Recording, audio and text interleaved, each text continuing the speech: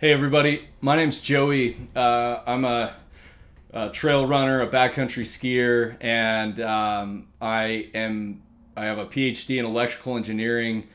I do a lot of software, and yesterday in Utah we had a huge tragedy. We had an avalanche accident where 8 people were buried from 2 different parties.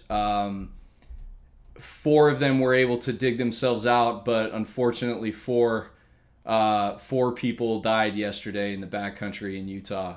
And as I was talking to some fellow backcountry skiers and friends, we were talking about mapping software, and it led me to believe that the way that mapping software gets used, there can be some confusion around how it gets used and what it's telling you. So I thought I'd make a quick video and just point out a couple things in hopes that it might help people out there to make better decisions. I'm not an avalanche expert, but I am a software expert, and I kind of know what to look out for. And specifically, I want to show you one thing here. So this is the site. This is the site of the avalanche yesterday, and if we look at it with slope shading. So if I come here, and this is CalTopo, and I really like this tool. You can get it mobile and desktop.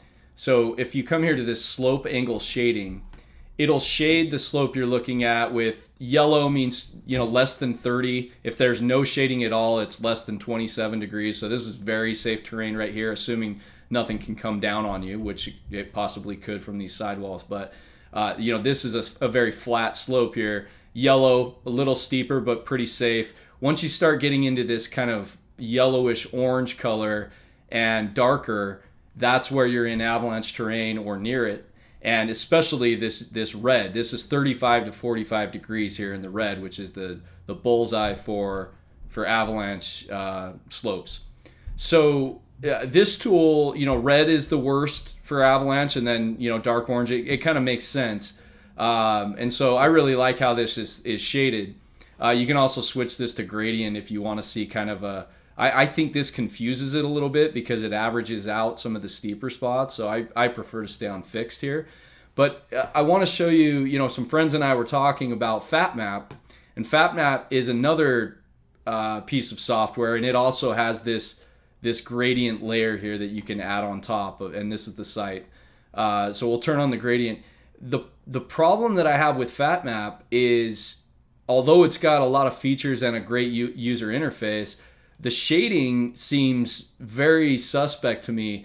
If you look here, it's not that the data is wrong, but the way they're shading it is that 35 degrees, which is starting to get right into that really like bullseye avalanche terrain, is light yellow to kind of pale orange, and the red is after we're already past 45 degrees and well beyond, say, a typical avalanche zone.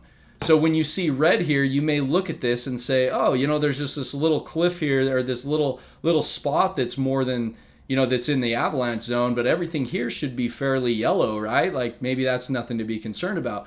Well, no, that's wrong. This you need to look at what these colors represent, and FatMap. If anybody from FatMap is looking at this, I would ask you to please change the way that you shade your map when it comes to backcountry ski planning, because people might be looking at this and saying this is a safe area to ski, when in reality, if you look at the way it's visualized in another tool, this could be a very dangerous decision to go into this area of the backcountry. So my point in this video is just to show that depending on the software you use, you need to be really careful about what you're seeing. Make sure you know exactly what you're seeing before you make your decisions based on that. And even more so, don't rely on some software that could be wrong in the first place, right? Like, who's to say that this data is correct?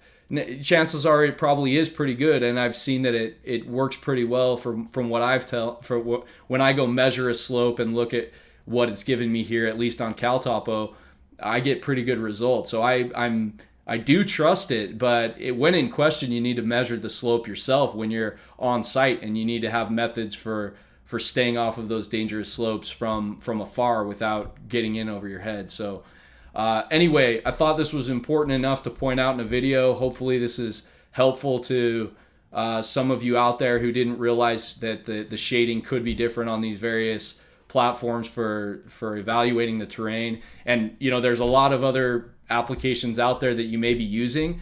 I would just encourage you, please go look at that software and know exactly what these ranges are. How are they shading the maps that you're looking at? Because it could be a life or death decision as you decide to navigate an area or not. So thanks for watching.